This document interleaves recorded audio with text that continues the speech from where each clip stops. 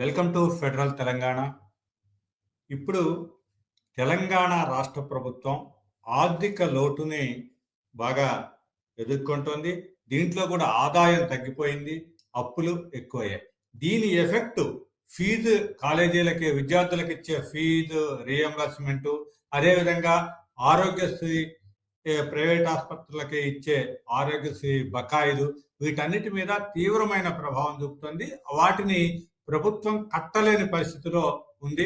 ఇప్పటికే private college యజమానులు అయితే మొత్తం కూడా వాళ్ళు బంద్ ప్రకటించారు. అయితే దాన్ని ఇంకా చర్చలు జరుగుతున్నాయి. మళ్ళీ రేపో ఎల్లుండో ఈ మొత్తం కూడా ప్రైవేట్ హాస్పిటల్స్ కూడా ఆరోగ్యశ్రీని సేవలు బంద్ చేస్తామనేది అయితే ఒక అల్టిమేటం ఇచ్చింది. అయితే దీన్ని బట్టి దీని మీద చర్చించడానికి మనతో పాటు రాజకీయ విశ్లేషకులు ప్రొఫెసర్ శేష్ గారు ఉన్నారు. ఇప్పుడు చెప్పండి, వెల్కమ్ టు డిబేట్ సార్. దీంట్లో ఇప్పుడు చెప్పండి, రాష్ట్ర ఆర్థిక పరిస్థితిని తట్టుకోలేకే ఈ ఫీ రీఎంబర్స్మెంట్ ఇవంటే కీలకమైనవి రెండు, ఒకటి విద్య, ఇంకోటి వైద్యం. ఈ రెండిటి మీద ప్రభావం చూపటానికి కారణం ఏంటంటారు? దీన్ని ఎందుకంటే మిగతా ఆదాయాలు పెంచుకొని దీని మీద ఖర్చు చేయాల్సిన ప్రభుత్వం మా దగ్గర డబ్బులు లేవు అని చేతులు ఎత్తే పరిస్థితి ఎందుకు వచ్చిందంటారు? నమస్కారం అండి. 2004లో రాజశేఖర్ రెడ్డి గారు ఉమ్మడి ఆంధ్రప్రదేశ్ ముఖ్యమంత్రిగా బాధ్యతలు చేపట్టిన తర్వాత ఒక సంక్షేమానికి ఒక స్వర్ణయుగంగా చెప్పాలి మనం. ఎందుకనంటే ఒక విప్లవాత్మకమైనటువంటి సంక్షేమ పథకాలను తను తీసుకొచ్చారు. గతంలో ఎన్నడూ లేనటువంటి సంక్షేమ పథకాలను తీసుకొచ్చాడు. 2008లో తను తీసుకొచ్చినటువంటి ఈ ఫీజు రియంబర్స్మెంట్ పథకం గాని, ఆరోగ్యశ్రీ పథకం గాని, ఈ రెండు చాలా కీలకమైనటువంటి పథకాలు. ఒకటి విద్యా రంగంలో, ఇంకొకటి ఆరోగ్య రంగంలో తాను తీసుకొచ్చినటువంటి పథకాలను తర్వాత వచ్చినటువంటి ఏ ప్రభుత్వాలు గాని, ఏ ముఖ్యమంత్రులు గాని వాటి పేర్లు గాని మార్చే సాహసం చేయలే, వాటిని తొలగించే ఆలోచన కూడా చేయలే. ఎందుకంటే పేద ప్రజల జీవనం పైన ఆ రెండు పథకాలు అంత బలమైనటువంటి ముద్ర వేశాయి. కాబట్టి ఆ రెండు పథకాల జోలికి ఎవరు పోలేకపోయారు కూడా. అయితే ఆ రెండు పథకాలకు కేటాయించేటటువంటి బడ్జెట్ నిధులు చాలా పెద్ద ఎత్తున పెరిగిపోతున్నాయి. ఎంత ఖర్చు అయినా, ఎంత బడ్జెట్ పెరిగినా ఆ రెండు పథకాలని కొనసాగించాల్సినటువంటి అవసరం ఉంది. ఎందుకంటే ప్రభుత్వాలన్నీ పేదల కోసం పనిచేస్తున్నామని చెప్పుకుంటున్నాయి కదా. మరి చెప్పుకుంటున్నప్పుడు ఖచ్చితంగా ఆ రెండింటి పైన ఖర్చు పెట్టాల్సినటువంటి అవసరం ఉంది. ఇది ఒక అంశం. అయితే రెండో అంశం ఏంటంటే, తెలంగాణ రాష్ట్రం వచ్చిన తర్వాత తెలంగాణ ఒక విధంగా 16 లక్షల కోట్ల రూపాయల జిఎస్డిపి ఇవాళ చాలా పెద్ద ఎత్తున 5 లక్షల కోట్ల రూపాయల నుంచి 16 లక్షల కోట్ల రూపాయలకు జిఎస్డిపి పెరిగింది. ఆదాయం పెద్ద ఎత్తున పెంచుకున్నాం. తర్వాత 1,24,000 రూపాయల నుంచి 3,79,000 రూపాయల తలసరి ఆదాయం పెరిగింది. బట్ ఆర్థికంగా ఇంత బలమైనప్పటికీ కూడా ఎందుకు మనం ఒక పక్క అప్పులు పెద్ద ఎత్తున తెస్తున్నాం? ఇప్పుడు కూడా కొత్త ప్రభుత్వం వచ్చిన తర్వాత ఈ 20 నెలల్లో 2,50,000 కోట్ల రూపాయల అప్పు తెచ్చాం. గత ప్రభుత్వం కూడా పెద్ద ఎత్తున అప్పులు చేసింది. ఒక పక్క అప్పులు చేస్తున్నాం, ఒక పక్క రాష్ట్ర ఆదాయం పెరిగింది, మరొక పక్క బడ్జెట్ సైజు కూడా పెరిగిందండి. తెలంగాణ వచ్చేటప్పుడు బడ్జెట్ సైజు 1,00,000 కోట్ల రూపాయలే, కానీ ఇవాళ 3,04,000 కోట్ల రూపాయలకు బడ్జెట్ సైజు కూడా పెరిగింది. బట్ ఇన్ని పెరుగుతున్నప్పటికీ కూడా ఎందుకు ఇలాంటి సమస్యలు ఎదురవుతున్నాయి అనేది చాలా ఒక 24-25 సంవత్సరంలో వాళ్ళు రెవెన్యూ 2 లక్షల కోట్లు అనుకుంటే ఆదాయం, రెవెన్యూ ఆదాయం అది 1,41 కోట్లే వచ్చింది. అంటే వాళ్ళు పెట్టుకున్నటువంటి అంచనాల మేరకు బడ్జెట్ నిధులు రావటం లేదు అనేటటువంటి విషయం మనకు తెలుసు. కానీ ఆదాయాన్ని పెంచుకునేటటువంటి మార్గాలు కూడా వాళ్ళు వెతుక్కోవాలా. అది ప్రభుత్వం యొక్క రిస్కే గాని మన రిస్క్ కాదు కదా. రెండోది, ఇప్పుడు ముఖ్యమంత్రి గారు తరచూ ప్రతి బహిరంగ సభలో చెప్తుంది ఏంటంటే, రాష్ట్ర ఆదాయము 18,500 కోట్లు వస్తుంది ప్రతి నెల. దాంట్లో 6,000 కోట్ల రూపాయలు జీతభత్యాలకు, పెన్షన్లకు చెల్లించేస్తున్నాము. మరొక 6,000 కోట్ల రూపాయలు గతంలో తెచ్చిన అప్పులకు వడ్డీలు కడుతున్నాము. ఇక మిగిలింది ఒక 5,000 కోట్ల రూపాయలతోటి సంక్షేమ కార్యక్రమాలు నిర్వహిస్తున్నాము కాబట్టి ఇట్లాంటి బిల్లులు చెల్లించడానికి మా దగ్గర డబ్బులు లేవు అనేటటువంటి ఒక వాదన బయటకు తీసుకొస్తున్నారు.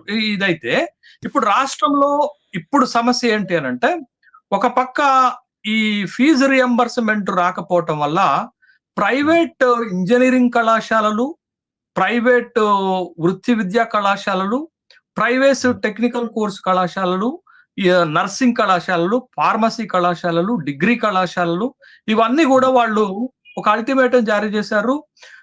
ఫీజు రియంబర్స్మెంట్ బకాయిలు పెరిగిపోతున్నాయి కాబట్టి మేము కాలేజీలు నడపలేకపోతున్నాం కాబట్టి కాలేజీలను బంద్ చేస్తున్నాము సెప్టెంబర్ 15 నుంచి అనేటటువంటి ఒక అల్టిమేటం ప్రభుత్వానికి ఇస్తే, ప్రభుత్వము ముఖ్యంగా ఆర్థిక శాఖ మంత్రి బట్టి విక్రమార్క గారు వాళ్ళతో చర్చలు జరిపారు. కానీ ఆ చర్చలు విఫలమయ్యాయి కాబట్టి వాళ్ళు సెప్టెంబర్ 15 నుంచి కాలేజీలు మూసివేసేటటువంటి నిర్ణయం తీసుకున్నారు. కాలేజీలు మూసివేసేది కీలకం. ఇక్కడ బట్టి విక్రమార్క గారు నిన్న మాట్లాడిన దాంట్లో ఇక్కడ తేల్చి చెప్పేసట, మా దగ్గర డబ్బులు లేవు, ఏం చేయమంటారు అన్నది వాళ్ళకంత చెప్పటం. అంటే మేము చూస్తాము, ఇస్తాము, బంద్ వద్దు అనకుండా మొత్తం అసలు లేవు, మా దగ్గర డబ్బులు లేవు, ఖర్చులు జీతాలు ఇవ్వటానికే సరిపోవటం లేదు, మమ్మల్ని ఏం చేయమంటారు అని వాళ్ళనే అడిగిన ప్రశ్న. ఇప్పుడు దేన్ని ఎలా చూడాలి? అదే ఇప్పుడు నేనేమో ఈ నిర్ణయం తోటి ఒక 1,500 కాలేజీలు మూసివేస్తున్నారు. దరిదాపు 10 లక్షల మంది విద్యార్థులకి ఎఫెక్ట్ అవుతుంది.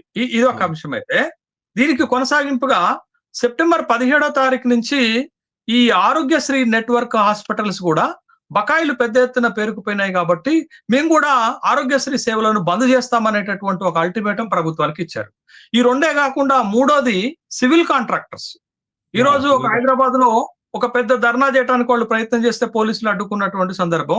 సివిల్ కాంట్రాక్టర్స్ కూడా మా బకాయిలు చెల్లించండి అని ప్రభుత్వం పైన ఒత్తిడి చేస్తున్నారు. అంటే ప్రభుత్వము ఎక్కడికక్కడికి ఈ చెల్లింపులు చేయకుండా బకాయిలు పెడుతుంది. దానికి ప్రధానమైనటువంటి కారణం ఏంటి అని అంటే, ఆర్థిక వనరులు ప్రతి నెల రావాల్సినంత మేరకు రావకపోవటం అనేది.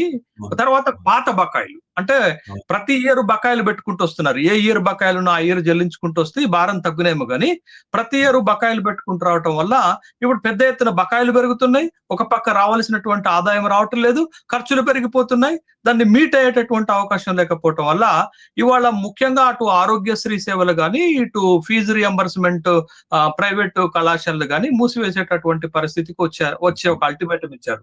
అయితే ఇక్కడ మనం గమనించండి, ప్రతి సంవత్సరము 12.5 లక్షల మంది విద్యార్థులు ఫీజు రియంబర్స్మెంట్ కి అప్లికేషన్ పెట్టుకుంటున్నారు. దరిదాపు మనకి ప్రతి సంవత్సరము 2,350 కోట్ల రూపాయలు ఫీజు రియంబర్స్మెంట్ కి రావాలి. కానీ ప్రభుత్వము 2020, 21, 22 బకాయిలే ఇంకా చెల్లించలేదు. దరిదాపు ఇప్పుడు 4,900 కోట్ల రూపాయల ఫీజు రియంబర్స్మెంట్ బకాయిలు ఉన్నవి. ఇంత పెద్ద మొత్తంలో ఒక బకాయిలు పేరుకుపోయినాయి ఇక్కడ, ఏది ఫీజు రియంబర్స్మెంట్ విషయంలో. అయితే ప్రభుత్వము ఈ బకాయిలకు సర్దేటటువంటి క్రమంలో 1,200 నుంచి 1,800 కోట్ల రూపాయలకు టోకెన్ ఇచ్చారు. అంటే ఆ టోకెన్లన్నా క్లియర్ చేయండి అని అంటే, మీరు చెప్పినట్లు బట్టి విక్రమార్క గారు ఏమన్నారంటే, మా దగ్గర డబ్బులు లేవు, ఎట్లా చెల్లించాలో మీరే చెప్పండి అని అంటే, వాళ్ళు ఏమన్నా ప్రభుత్వంలో ఉన్నారా? వాళ్ళకి ఏమన్నా అధికారం ఉందా? వాళ్ళు మార్గాలు చెప్పటానికో, సొల్యూషన్స్ చెప్పటానికో, సలహాలు చెప్పటానికో వాళ్ళేమి సలహాదారులు కాదు, ప్రభుత్వంలో లేరు, అధికారాన్ని అనుభవించట్లేదు, ప్రజలు ఓట్లేసినటువంటి వాళ్ళు కాదు. కేవలం ఒక కాలేజీ నడుపుకునేటటువంటి ఒక యజమానులు మాత్రమే. వాళ్ళు ఎలా చెప్పగలుగుతారు?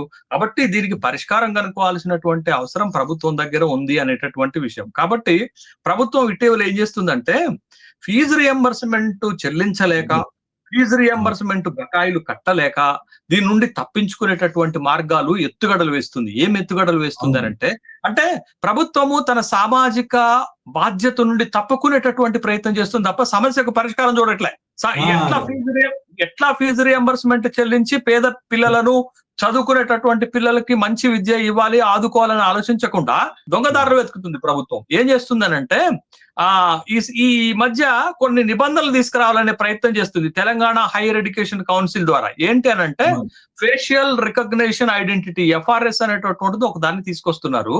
తీసుకొచ్చి ఏం చేస్తున్నారు, 75% అటెండెన్స్ ఉండాలట. ఏది ఫీజు రియంబర్స్మెంట్ రావాలంటే 60% రిజల్ట్ సాధించాలట.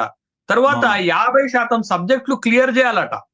ఇవన్నీ నిబంధనలు బాగున్నప్పటికీ కూడా దీని వెనకాల ప్రభుత్వ ఉద్దేశం ఏంటంటే ఫీజు రియంబర్స్మెంట్ యొక్క సంఖ్యను తగ్గించాలని ప్రయత్నం తప్ప నిజంగా పేద విద్యార్థులను ఆదుకొని ఈ పథకాన్ని మరింత బలోపేతం చేసి కింది వాళ్ళకు కూడా ఇవ్వాలనేటటువంటి ఉద్దేశం ఉందా?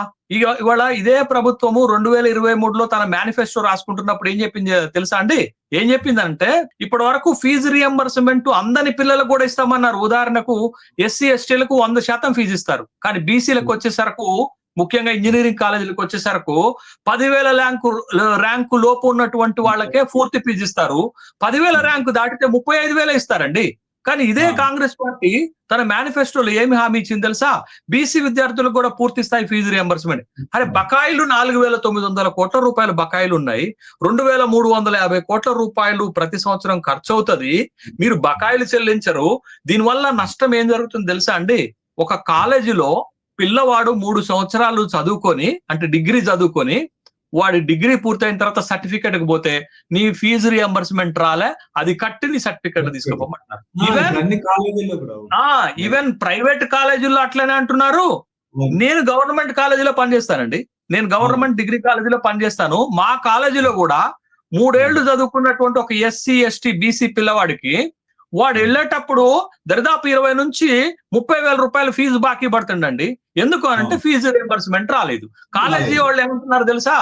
మాకు అవన్నీ సంబంధం లేదండి, మీకు ఫీజు వచ్చిందా లేదా మాకు సంబంధం లేదు, మాకు మీరు 30,000 డ్యూ ఉన్నారు, కడితేనే సర్టిఫికెట్లు ఇస్తామంటున్నారు. వాడేమో పాపం సెంట్రల్ యూనివర్సిటీలో సీటు తెచ్చుకుంటున్నాడు, పోలేడు.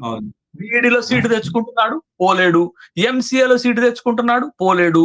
ఎంబీఏలో సీటు తెచ్చుకుంటున్నాడు, పోలేడు. అంటే ఎట్లున్నాయో చూడండి. అరే ఫీజు రియంబర్స్మెంట్ ఇచ్చేదే మనం పేదోడికి కదా, వాడు డబ్బులు కట్టలేదనే రాజశేఖర్ రెడ్డి గారు ఈ పథకాన్ని తీసుకొచ్చింది. మరి మీరు బకాయిలు పెడితే, కాలేజీలకు ఫీజులు ఇవ్వకపోతే, వాళ్ళు సర్టిఫికెట్లు ఇవ్వకపోతే వాడు పై చదువులు కెట్టబోతాడు. అంటే ఇది తక్షణం చేయాల్సిన పని అండి. మీరు అన్ని పథకాలను ఆపైనా ఈ ఫీజు రియంబర్స్మెంట్ ఇవాళ పిల్లల కోసం మీరు పనికిరాని పథకాలు, ఓట్లు వచ్చేటటువంటి పథకాలు పెట్టుకొని ఇట్లా ఇంత గొప్ప పథకాలను నిర్వీర్యం చేసేటటువంటి కార్యక్రమం చేస్తే ఇక పేద పిల్లలు మంచి మంచి చదువులు ఎట్లా చదువుతారండి? ఇటీవల రాష్ట్ర ప్రభుత్వం ఒక నిర్ణయం తీసుకుంది. ఏంటంటే స్టేట్ ఎడ్యుకేషన్ పాలసీని తయారు చేయాలని ఒక 7 కమిటీ వేశారు. ఈ కమిటీకి చైర్మన్ ఎవరంటే కేశవరావు గారు. ఈయన ఆధ్వర్యంలో ఒక ఎడ్యుకేషనల్ పాలసీ మేకింగ్ కమిటీని వేశారు. దాంట్లో ఏమిచ్చారు తెలుసా? పాఠశాలలు, ఉన్నత విద్యా సంస్థలు, టెక్నికల్ విద్యా సంస్థలు, తర్వాత ఎంబీఏ, ఎంసీఏ, ఎంటెక్, బీటెక్ లాంటి అన్ని కోర్సులను అందరి పిల్లలకు అందుబాటులోకి తేవాలని లక్ష్యం పెట్టుకున్నారు. మీరు ఇక్కడ ఫీజే ఇయ్యరు, మీరు ఎడ్యుకేషన్ పాలసీ తయారు చేసి ఏం చేస్తారండి? అందులో చాలా విచిత్రం అనిపిస్తుందండి నాకు. ఇది గవర్నమెంట్ పాలసీలు ఎట్ట తగలబడ్డాయి అనేటటువంటి విషయాన్ని చూస్తే నాకు చాలా విచిత్రం అనిపిస్తుందండి. ఒక పక్కేమో చదువుకోవడానికి ఫీజులు ఇవ్వరు, ఇంకొక పక్కేమో పాలసీలు ఇట్లా ప్రిపేర్ చేసి ఎవరిని మభ్య పెట్టాలనుకుంటున్నారు? ఇది ఒక అంశం అయితే, ఇంకొక అంశం ఆరోగ్యశ్రీ లాంటి. ఆరోగ్యశ్రీ వచ్చిన తర్వాత పేద ప్రజలు కార్పొరేట్ హాస్పిటల్లో కూడా పెద్ద పెద్ద వైద్యం చేయించుకుంటున్నారండి. వాళ్ళు గుండెకు సంబంధించిన వైద్యం కానీ, లివర్ కి సంబంధించినటువంటి వైద్యం కానీ, కార్డియాలకు సంబంధించినటువంటి వైద్యం కానీ, మూత్రపిండాలకు సంబంధించినటువంటి వైద్యం కానీ, ఒక కాస్ట్లీయెస్ట్ వైద్యాన్ని కూడా ఫ్రీగా ఈ పథకం వచ్చిన తర్వాత చేయించుకుంటున్నారు. ఒక ఆరోగ్య భరోసా దొరికిందండి, ఒక హెల్త్ సెక్యూరిటీ దొరికిందండి. కానీ వాళ్ళు వచ్చేసరికి ఏమైంది చెప్పానండి ఒక మాట? మీరు ఈ 2025-26 బడ్జెట్ పెడుతున్నప్పుడు ఆరోగ్యశ్రీ బకాయిలు 1,200 కోట్లు ఉంటే మీరు బడ్జెట్ లో ఆరోగ్యశ్రీకి పెట్టిన డబ్బులు ఎంత తెలుసా అండి? 11,143 కోట్లు పెట్టారు. 1,200 కోట్ల రూపాయలు బకాయిలు ఉంటే మీరు 1,143 కోట్ల రూపాయలు మాత్రమే బడ్జెట్ లో పెట్టారు. అంటే మీరు బడ్జెట్ లో పెట్టిన నిధులు కేవలం బకాయిలు చెల్లించడానికి సరిపోవు. మరి ఈ సంవత్సరానికి మరి హాస్పిటల్స్ ఏం చేస్తాయి? అందుకనే ఈ ఆరోగ్యశ్రీ నెట్వర్క్ హాస్పిటల్స్ జనవరిలో వాళ్ళు ఇట్లనే ధర్నా చేశారు. మేము సేవలు బంద్ చేస్తున్నాము, మాకు దరిదాపు 1,200 నుంచి 1,400 కోట్ల రూపాయల బకాయిలు ఉన్నాయి, మేము ఇక వైద్యాన్ని కొనసాగించలేమంటే ప్రభుత్వం దిగొచ్చి అప్పుడు ఒక 120 కోట్ల రూపాయలు రిలీజ్ చేసింది. మళ్ళా మీరు జనవరి నుండి మళ్ళా ఇప్పుడు వచ్చేసరకు బకాయిలు 1,400 కోట్లకు పెరిగినాయి. బడ్జెట్ లో మీరు ఇచ్చినటువంటి డబ్బులేమో 1,143 కోట్ల రూపాయలు. ఇంకా వాళ్ళు అంటే అక్కడ మోసం జరుగుతుందా మోసం జరగట్లేదా అనేది కాదు మన సమస్య ఇప్పుడు ఇక్కడ. బట్ అది ప్రభుత్వ యంత్రాంగం చూసుకోవాలా, మెషినరీ చూసుకోవాలా. కానీ ఒక పథకాన్ని మీరు నిర్వీర్యం చేసేటటువంటి కార్యక్రమం. ఇంకా కాంగ్రెస్ ప్రభుత్వము కొత్తగా అధికారంలోకి వచ్చినప్పుడు మొట్టమొదటి గ్యారంటీలో భాగంగా ఇదే చేసింది. ఏం చేసింది? ఫ్రీ బస్సు ఆడవాళ్ళకి ఇస్తూ రెండో గ్యారంటీగా ఏం చేశారు అని అంటే ఆరోగ్యశ్రీ పరిధిలో 5 లక్షల నుంచి 10 లక్షల రూపాయలకు వైద్య సేవలను పెంచారు. మరి మీరు ఇప్పుడు దాని పరిధి పెంచినప్పుడు బడ్జెట్ లో దాని నిధులు ఎట్లా పెంచరు? బడ్జెట్ లో దాని నిధులు కూడా పెంచాలి కదా. మీరు పరిధి పెంచినప్పుడు నిధులు కూడా పెంచితే ఆ పథకాన్ని మీరు సమర్థవంతంగా నడపగలుగుతారు. కానీ ఏంది విచిత్రం ఏంటనంటే మీరు బడ్జెట్ లో ఆరోగ్య రంగానికి 12,000 కోట్లు ఇస్తారు, విద్యా రంగానికి 23,000 కోట్లు ఇస్తారు. అవి ఎక్కడ సరిపోతాయండి? అంటే ఇంత కీలకమైనటువంటి విద్యా రంగం, ఆరోగ్య రంగానికి బడ్జెట్ లో ఇచ్చే నిధులు ఎంత శాతం అండి? మరీ ఎడ్యుకేషన్ కి అయితే చాలా దారుణం అండి, 7.6% నిధులు. ఈ ఆరోగ్య రంగానికి అయితే 2.5% నిధులు మొత్తం బడ్జెట్ లో. ఈ కేటాయింపులతోటి మనం రాష్ట్రంలో ఫీజు రియంబర్స్మెంట్ పేద పిల్లలకి ఇవ్వలేము, ఆరోగ్యశ్రీ ద్వారా పేదలకు వైద్యం ఇవ్వలేము. బట్ ఇది జరుగుతున్నటువంటి పరిస్థితి తెలంగాణ రాష్ట్రంలో. కాబట్టి ఏ ప్రభుత్వానికి ఆ ప్రభుత్వం అదే బకాయిలు పెట్టుకుంటూ పోతే నెక్స్ట్ ప్రభుత్వం చూసుకుంటుంది, లేకపోతే మనం వచ్చా చూసుకోవచ్చులే అనే పరిస్థితిలోకే తయారయ్యారు అనేది అర్థమవుతుంది. అయితే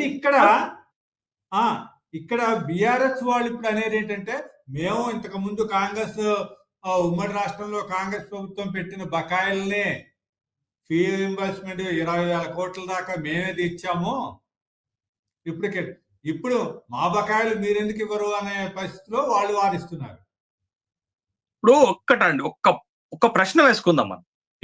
మీరు జర్నలిజం లో ఉన్నారు, నేను ఎడ్యుకేషన్ రంగంలో ఉన్నాను. మనకు రాజకీయాలు తెలుసు, రాష్ట్రంలో పాలసీలు అన్ని తెలుసు మనకి. ఒక్క మాట అడుగుతాను నేను, గత 2 దశాబ్దాలుగా ఏ ప్రభుత్వం అయినా బకాయిలు పెట్టకుండా ఉందా? గత ప్రభుత్వం బకాయిలు పెడితే ఈ ప్రభుత్వం తీర్చుకుంటూ వస్తుంది, మీరు పెట్టిన బకాయిలు నెక్స్ట్ వచ్చేటటువంటి ప్రభుత్వం తీర్చుకుంటూ వస్తుంది. ఇది బకాయిలు పెట్టారు అనేటటువంటి ఒక అపవాదు వేసి తప్పించుకోలేరు. ఇప్పుడు ఇక్కడ మనం ఏం చేస్తున్నాము, ప్రభుత్వము బాధ్యతగా వ్యవహరించకుండా, మంత్రులు ముఖ్యమంత్రులు బాధ్యతగా వ్యవహరించకుండా గత ప్రభుత్వం పైన నెట్టేసేటటువంటి అపవాదులు, గత ప్రభుత్వం పైన నెట్టేసి తప్పించుకోవాలనేటటువంటి ప్రక్రియ చేస్తే ప్రజలు ఏమన్నా పిచ్చోళ్ళ లెక్క కనపడుతున్నారా? ప్రజలకు అర్థం కాదా? అదే ఇప్పుడు గత ప్రభుత్వాలు బకాయిలు పెట్టాయి, ఈ ప్రభుత్వాలు బకాయిలు పెడుతున్నాయి. బకాయిలు కాదు సమస్య. మీరు ఆ పథకాలను సమర్థవంతంగా అమలు చేయడానికి కావలసినటువంటి నిధులను బడ్జెట్ లో కేటాయించట్లేదు, అది సమస్య. ఇప్పుడు మీరు సరిపోయే నిధులు బడ్జెట్ లో కేటాయిస్తే బకాయిలు ఎందుకు ఉంటాయి? అంటే మళ్ళా ఈ రెండు కూడా చాలా కీలకమైనటువంటి పథకాలండి. ఈ పథకాలకే మీరు డబ్బులు సర్దలేనటువంటి వాళ్ళు 6 గ్యారంటీలు, సూపర్ 6లు, సూపర్ హిట్లు పట్టుకొస్తే ఏం ఉపయోగం అండి? ఇప్పుడు మీరు ఎగ్జిస్టింగ్ ప్రోగ్రామ్స్ లోనే మీరు సక్సెస్ఫుల్ గా ఉన్నప్పుడు, వాటిని బలంగా నడపలేనప్పుడు, వాటిని ఎఫెక్టివ్ గా మీరు నడపలేనప్పుడు, ప్రజలకు అందించలేనప్పుడు మరి కొత్త పథకాలు ఎందుకు పెడుతున్నారు? అంటే ఇదంతా కూడా ఇంకా చాలా దుర్మార్గమైన విషయం ఏంది తెలుసా అండి? ప్రతి సమస్యకి ఏలు ఎటువైపు చూపెడుతున్నారు, మేధావులతో సహా ఉచితాలు. ఇవి బాగా అలవాటు ఉందండి ఈ దేశంలో. తెలుగు రాష్ట్రాల్లో ఉచితాల మీద పడి ఏడుస్తున్నారు. అరే ఉచితాలు కాదయా ఈ దేశానికి సమస్య, ఈ రాష్ట్రానికి సమస్య. Corruption is the most important problem. మీరు లంచాలు తీసుకునేది, మీరు అవినీతి చేసే సొమ్ము ఉచితాలు కంటే 100 రెట్లు ఎక్కువ అండి. మీరు అది బంద్ చేయండి, అన్ని ఉచిత పథకాలను బ్రహ్మాండంగా అమలు చేయొచ్చు. కానీ ఉచిత పథకాలకి మీరు బడ్జెట్ లో కేటాయించేది 2% కూడా లేదు. మిగతా 98% ఏం చేస్తున్నారు సార్? ఎందుకు ఏడుస్తున్నారు పేదల పైన? పేదలకు ఇచ్చేటటువంటి అరాకొర పథకాల పైన కూడా మీ ఏడుపు ఏంటి? ఉచితాలు ఇవ్వబట్టే ఆర్థికంగా దివాళా తీసినాం, ఉచితాలు ఇవ్వబట్టే ఆర్థిక వ్యవస్థ దెబ్బతింటుంది, ఉచితాలు ఇవ్వబట్టే ఆర్థిక తప్పండి అది. ఉచితాలకి మనం ఓట్లప్పుడు వాళ్లే చెప్తున్నారు కదా, మేము అది ఇస్తాం ఇది ఇస్తామని. తర్వాత ఇప్పుడు బీజేపీ బీఆర్ఎస్ రెండు కూడా ఈ ఫీ రీఎంబర్స్మెంట్ విషయంలో ఇంకొక కొత్త సమస్య అండి. ఇప్పుడు వాళ్ళకున్న బకాయిలు ఇవ్వాలంటే దాంట్లో ఒక 20% కమిషన్ ఇస్తే గానీ రిలీజ్ చేయము అనేది లంచం అడుగుతున్నారు, కాబట్టి వాళ్ళు బకాయిలు పెండింగ్ లో ఉన్నాయి అనేది ఒక కొత్త ఆరోపణ చేస్తున్నారు. కొత్త ఆరోపణ కాదండి, ఇది రాజకీయ పరమైనటువంటి విమర్శ అయినప్పటికీ దీంట్లో కూడా వాస్తవాలు ఉన్నాయనే విషయాన్ని మనం గమనించాలా. ఇవాళ ఆరోగ్యశ్రీ నెట్వర్క్ హాస్పిటల్స్ కి బకాయిలు రిలీజ్ చేయాలన్నా లంచాలే, పర్సంటేజ్లే. ఇవాళ ఫీజు రియంబర్స్మెంట్ విడుదల చేయాలన్నా పర్సంటేజ్లే. తర్వాత మీరు సివిల్ కాంట్రాక్టర్స్ కి, వర్క్స్ చేసినటువంటి కాంట్రాక్టర్స్ కి ఫండ్ రిలీజ్ చేయాలన్నా పర్సంటేజ్లు ఇస్తే గానీ వాళ్ళకి ఇస్తున్నారు. ఎవడు ఎక్కువ పర్సంటేజ్ ఇస్తే వాడికి ముందు రిలీజ్ చేస్తున్నారు. ఇప్పుడు మీరు ఇప్పుడు గవర్నమెంట్ కాలేజీలకి, ప్రైవేట్ కాలేజీలకి ఫీజు రియంబర్స్మెంట్ పథకం వర్తిస్తుందండి. కానీ గవర్నమెంట్ కాలేజీలకి ఇవ్వకుండా ప్రభుత్వం ప్రైవేట్ కాలేజీలకి ఎందుకు ఇస్తుంది? ప్రైవేట్ కాలేజీలకి ముందు ఎందుకు ఫీజు రియంబర్స్మెంట్ ఇస్తున్నారు? ఎందుకు ఇస్తున్నారంటే గవర్నమెంట్ వాడు ఎవడు పర్సంటేజ్ ఇయ్యడు, ప్రైవేట్ వాడు వెళ్ళి 10% 15% పర్సంటేజ్ ఇస్తే ముందు బిల్లులు వాడికి కొట్టేస్తున్నారు. కానీ వాస్తవంగా పేద పిల్లలు ఏ కాలేజీలో చదువుతారండి? పేద పిల్లలు ఏ కాలేజీలో అడ్మిషన్ తీసుకుంటారు, ఏ కాలేజీలో చదువుతారు? గవర్నమెంట్ కాలేజీలో చదువుతారు. ఫస్ట్ ఫండ్ రిలీజ్ ఎవరికి చేయాలండి? ప్రభుత్వ కళాశాలకు రిలీజ్ చేయాలి. కానీ మీరు ఏం చేస్తున్నారండి? తర్వాత ఇది ఒక పాయింట్. రెండోది, కాంట్రాక్టర్స్ లో, సివిల్ కాంట్రాక్టర్స్ లో మీకు బడా కాంట్రాక్టర్లకు ఏమో పెండింగ్లు ఉండవు. పాపం పేదవాడు వాడు మామూలు చిన్న వర్క్ చేసుకునేటువంటి వాడికి పెండింగ్ ఉంటది. కాంట్రాక్ట్లు చేస్తున్నటువంటి వాళ్ళు మొత్తం కూడా ఇదైపోతున్నటువంటి సందర్భం ఉన్నది. తర్వాత హాస్పిటల్స్ కూడా ఇవాళ ఏ కార్పొరేట్ హాస్పిటల్లో వైద్యం వాళ్ళకి ఆరోగ్యశ్రీ రిఫరల్ హాస్పిటల్ కింద నిధులు రిలీజ్ చేస్తున్నారు. బట్ ఎవరన్నా మామూలు హాస్పిటల్ పెట్టుకుంటే వాళ్ళకి నిధులు రావు. ఎందుకు రావు అనంటే పర్సంటేజ్లు ఇచ్చినటువంటి వాళ్ళకే ముందు అధికారులు గాని, ఇక ఇంకొంచెం ముందుకు ఒక అడుగేస్తే మంత్రుల స్థాయి వాళ్ళు గాని మనం ఆరోపణలు చేస్తే ఏడిచేస్తారు గాని వాస్తవాలే ఉంటాయి కదా. మనం ఆరోపణలు చేస్తే అగో చూసారా ఫెడరల్ టీవీలో కూర్చొని మంత్రులు అవినీతి చేస్తున్నారని మాట్లాడుతున్నారు, ప్రభుత్వాలకు వ్యతిరేకంగా మాట్లాడుతున్నారు, ఏడ్చేస్తారు కానీ వాస్తవాలు ఇవే కదా. అధికారుల స్థాయిలో అవినీతి, ప్రభుత్వంలో అవినీతి, మంత్రుల స్థాయిలో అవినీతి. బట్ ఇవన్నీ కూడా పర్సంటేజ్లు తీసుకొని బిల్లులు రిలీజ్ చేస్తున్నది వాస్తవాలు కదా. కాబట్టి మరి దారుణమైన విషయం ఏంటంటే ఒక ఆరోగ్యశ్రీ పథకం లాంటిది, ఒక ఫీజు రియంబర్స్మెంట్ లాంటి పథకాల ద్వారా కింది స్థాయి వ్యక్తులు ప్రయోజనం పొందుతున్నారండి. ఎక్కడో మోసం జరిగిందని. మనం తెలుగులో ఒక మంచి సామెత చెప్తాం కదా, ఎలుకలు ఉన్నాయని ఎవడన్నా ఇల్లు తలక పెట్టుకుంటాడా? ఫీజు రియంబర్స్మెంట్ లో అవినీతి జరుగుతుందట, ఆరోగ్యశ్రీలో అవినీతి జరుగుతుందట, ఆ పథకాలు ఎత్తేయాల. అరే ఎవడన్నా ఆ అవినీతి జరగకుండా ఆ పథకాలను పకడ్బందీగా అమలు చేసి కింది స్థాయి వాళ్ళకు కూడా ఈ పథకం చేరే విధంగా చర్యలు తీసుకుంటాడు కానీ ఎవడన్నా పథకాలు ఎత్తేస్తాడండి? మళ్ళా most popular schemes these are and directly benefited by the poorer people in the state. కాబట్టి ఇంత పాపులర్ పథకాలను కూడా మనం నిర్లక్ష్యం చేస్తున్నామంటే ప్రజల పట్ల మన బాధ్యత ఏంది? ముఖ్యంగా పేద ప్రజల పట్ల మన బాధ్యత ఏంది? మనం ఎవరి కోసం పనిచేస్తున్నాం? ప్రభుత్వాలు ఎవరి కోసం పనిచేయాలా? ప్రభుత్వాలు ఎవరి కోసం నిర్ణయాలు తీసుకోవాలా? ఇది చాలా దుర్మార్గమైనటువంటి విషయం అండి. కాబట్టి తెలంగాణ ప్రభుత్వానికి మన తరపున, ఫెడరల్ టీవీ తరపున నేను చేసే రిక్వెస్ట్ ఏంటంటే ఇలాంటి directly benefited schemes, poorer benefit అయ్యే స్కీమ్స్ విషయంలో జాగ్రత్తలు తీసుకోవాలా, నిధులు కేటాయించాలా, బడ్జెట్ నిధులు కేటాయించాలా, బకాయిలు లేకుండా చూడాలి, అవినీతి లేకుండా చూడాల్సినటువంటి అవసరం ఉంది. బట్ ఇవన్నీ చేయటం పెద్ద కష్టమా? చెయ్యటం ఇష్టం లేక ఒక్క నిమిషం అండి, ఒక్క మాట. కాలేజీలు మనయే ఉంటాయి, మన ఎమ్మెల్యేలై, మన ఎంపీలై, మన ఎమ్మెల్సీలై. హాస్పిటల్స్ మనోళ్ళే ఉంటాయి. ఇంకా నయం తెలంగాణలో. ఆంధ్రలో అయితే అసలు ప్రైవేట్ విద్యా సంస్థలు, ప్రైవేట్ హాస్పిటల్స్ అన్ని ఎమ్మెల్యేలు, ఎంపీలు, మినిస్టర్లవే. ఇంకా మా తెలంగాణలో కొంత నయం అండి, సంతోషపడుతున్నా నేను. అంటే మన మొత్తం హాస్పిటల్స్ మీవే, కాలేజీలు మీవే, డబ్బులు కూడా మీకే. ఏందండి ఈ పరిస్థితి? ఇంత దారుణమైన వ్యవస్థగా ఈ ఎడ్యుకేషన్, హెల్త్ ని మార్చేసేటటువంటి, ఇప్పటికైనా వాళ్ళది మార్చుకోకపోతే, నేను ఒక మాట చెప్తున్నాను ఫెడరల్ టీవీ ద్వారా, ఇదే ధోరణి మీరు మార్చుకోకపోతే శ్రీలంకలో గొటబాయ రాజపక్షకు పట్టిన గతి, బంగ్లాదేశ్ లో షేక్ హసీనాకు పట్టిన గతి, తర్వాత నేపాల్లో కేపీ శర్మ ఓలీకి పట్టిన గతి ఏదో ఒక రోజు మీరు చూస్తారు, నేను చూస్తాను, వాళ్ళకు కూడా ఇదే శాస్తి జరుగుతుంది. ఎంతకాలం ఓపిక పడతారండి ప్రజలు? ప్రజలు చాలా సహనశీలురు. మీరు అనుకుంటున్నారు ప్రజలు ఏం చేస్తారని. బట్ మీది కాని రోజున, మాదైన రోజున తిరుగుబాటు ఆపలేరు, మీ పోలీసులు ఆపలేరు, మీ సైన్యం ఆపలేదు, మీరు ఎత్తైన ప్రాకార గోడలు కట్టుకున్న ఇంటి గోడలు కూడా ఆపలేవు. నేపాల్ ఆ ఇలాంటి చర్చలో చూస్తూనే ఉన్నాం. అసలు వాళ్ళు ఆపే పరిస్థితి కూడా లేదు. ఇది అంటే బాధ్యత అండి. ఇది ఆ! ఇది ప్రభుత్వాలు నెరవేర్చాల్సినటువంటి ఒక బృహత్కరమైనటువంటి బాధ్యత అండి. అవును. అటు ఆరోగ్యాన్ని కాపాడాలి. ఇటు మంచి విద్యను అందించాలి. ఆ క్రమంలో ఈ 2 పథకాలు ఎంతో కొంత సక్సెస్ అయ్యాయి. చాలా మంది చెప్తుంటారు. అవినీతి జరుగుతుందన్నా ఆరోగ్యశ్రీలో, కొంత ఫీజు రియంబర్స్‌మెంట్‌లో ప్రైవేట్ కాలేజీలు దోచుకుంటున్నాయి అన్నారు. నిజమే. కానీ అవును. అంత మాత్రం చేత పథకాలను నిలిపేయాలా? అవినీతి ముట్టడి చేయాల్సిన జరగకుండా బాధ్యత చూడాలా? వాళ్ళదిగా. అవినీతి అవును. జరగకుండా చూడాలా? బడ్జెట్ నిధులు కేటాయించాలా? హ్మ్. బకాయిలు లేకుండా చూడాలా? నిజమైనటువంటి వాళ్ళకి అందేటట్టు చూడాలా?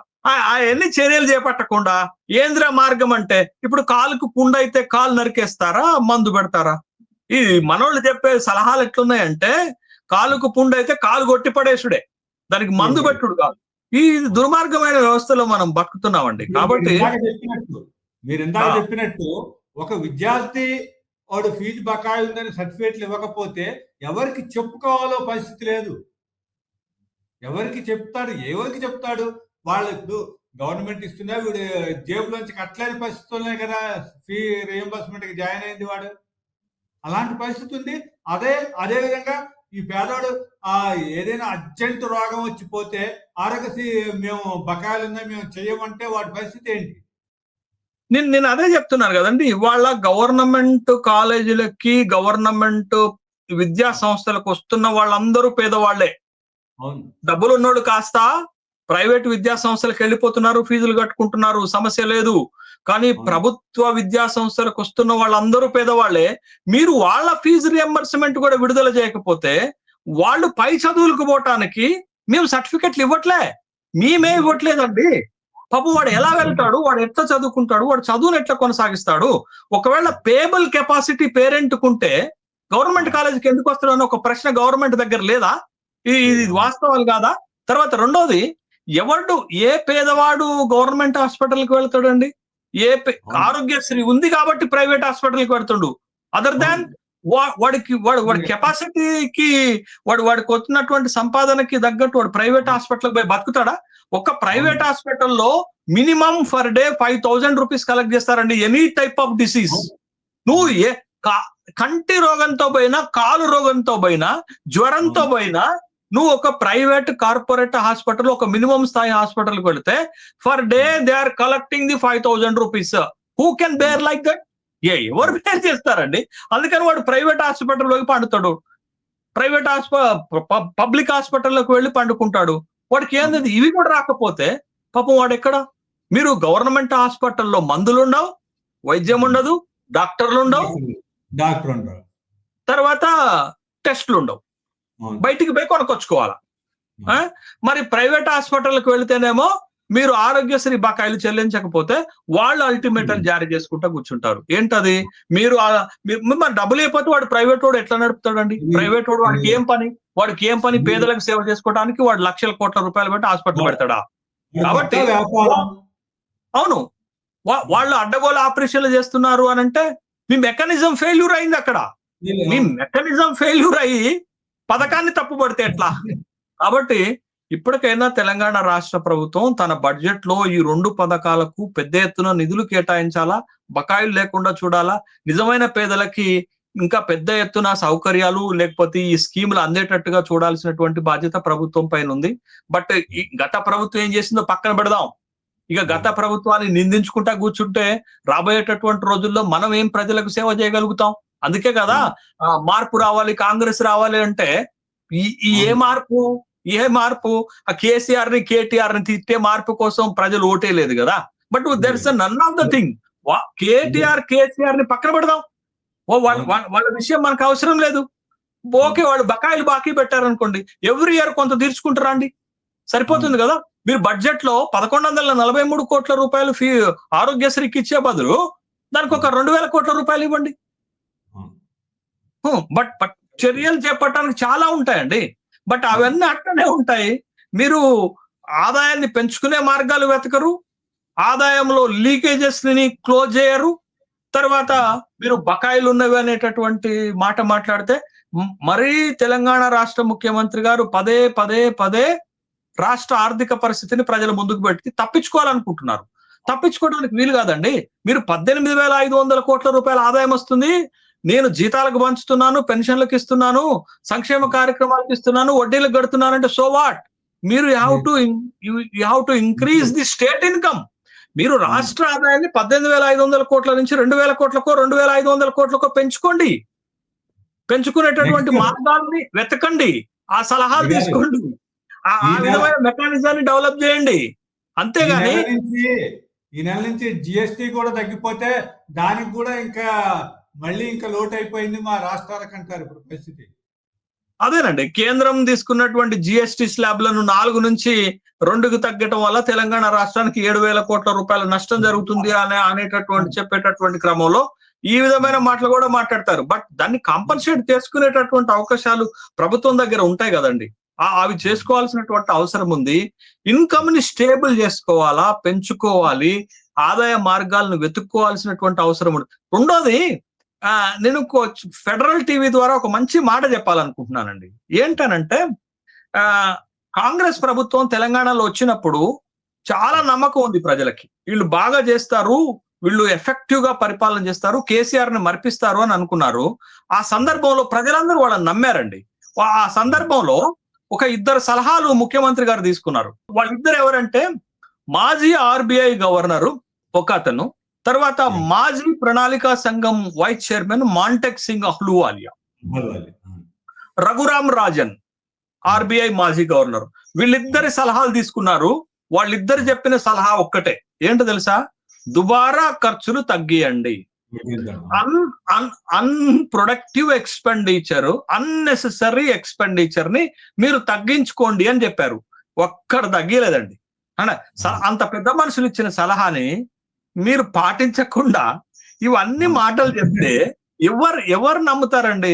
ఓ ఇద్దరు ఎక్స్పర్ట్ ఎకనామిస్టులు ఒకే అభిప్రాయం చెప్పారు, మీరు దుబారా వ్యయాన్ని తగ్గించండి అన్నారు. ప్రతి మినిస్టర్ హెలికాప్టర్ లో తిరిగితే ఉంటదండి తెలంగాణ. ఎంత ఆదాయం పెరిగినా సరిపోదండి. బొక్కలు పెద్దగా పెట్టుకొని పూడ్చే కార్యక్రమం చిన్నగా ఉంటే అది కుదరదండి. మీరు ప్రతి మినిస్టరు హెలికాప్టర్ లో తిరిగితే ఏముంటది? రెండోది, ఏ రాష్ట్రంలో లేని శాలరీ పేమెంట్స్ ఆఫ్ ఎమ్మెల్యేస్ ఉన్నాయి మన దగ్గర. 2.5 లక్షలు ఉన్నాయి. ఎందుకంటే 1 లక్ష తీసేయచ్చు కదా. ఏం పేదరికంలో ఉన్నారా? ఏడిఆర్ అనే సంస్థ, అసోసియేషన్ ఆఫ్ డెమోక్రటిక్ రిఫార్మ్స్ అనే సంస్థ ఓ మాట చెప్పింది, ఈ దేశంలో లోక్సభకు గాని దిగువ రాష్ట్రాల శాసనసభలకు గాని ఎన్నికైనటువంటి వాళ్ళు 86% కోటీశ్వర్లే. ఎందుకు వాళ్ళకి 2.5 లక్షల రూపాయల జీతం పేదవాళ్ళని ఇత్తనవా? అరే, మీరు ఎక్కడ చర్యలు తీసుకున్నారండి? ఎక్కడా తీసుకోలేదు. కానీ మన తెలుగు రాష్ట్రాల్లో ఏమంటాం కదా, నేను హార్లిక్స్ తింటాను, తాగుతాను అన్నట్టు మన తెలుగు రాష్ట్రాల్లో రాజకీయం తప్ప మిగతాది ఏదీ లేదండి. పొలిటికల్ మోటివేషన్స్ తప్ప. పబ్లిక్ అట్లనే ఉన్నారు, ప్రభుత్వాలు అట్లనే ఉన్నాయి, అధికారులు అట్లనే ఉన్నారండి. సారీ టు సే నేను క్షమాపణ చెప్పే మాట్లాడుతున్నాను. ప్రభుత్వాలు అట్లనే ఉన్నాయి, ప్రజలు అట్లనే ఉన్నారు, అధికారులు అట్లనే ఉన్నారు, మంత్రులు అట్లనే ఉన్నారు. ఇక వ్యవస్థ మారాలని కోరుకుంటే ఎట్లా మారుతుంది? కరెక్టే, మీరు చెప్పినట్టు తప్పేం లేదు. సారీ చెప్పాల్సిన అవసరం కూడా లేదు. అదే దీంట్లో ఇప్పుడు మొత్తం మీద అయితే వీళ్ళు ఆర్థిక పరిస్థితిని గాడిలో పెట్టుకునే పని చేయాలి. కానీ కీలకమైన ఈ 2 విద్యకి సంబంధించింది, మళ్ళీ వైద్యానికి సంబంధించిన ఈ కీలకమైన ఈ 2 పథకాలను మాత్రం వీళ్ళంతా కూడా కొనసాగించాల్సిన అవసరం ఉంది. ముఖ్యమైన పాయింట్లు, కీలకమైన పాయింట్లు మీరు చెప్పడం జరిగింది. దీంట్లో థ్యాంక్ యూ అండి. దీంట్లో శేష్ గారు, దీంట్లో ప్రభుత్వానికి కూడా మంచి వింటారు. ఈ పేద విద్యార్థులకి, పేద జనానికి మొత్తం ఉపయోగపడే ఈ 2 పథకాలు కూడా సమర్థంగా నిర్వహిస్తారని ఇక మీదటైనా కూడా కోరుకుందాం.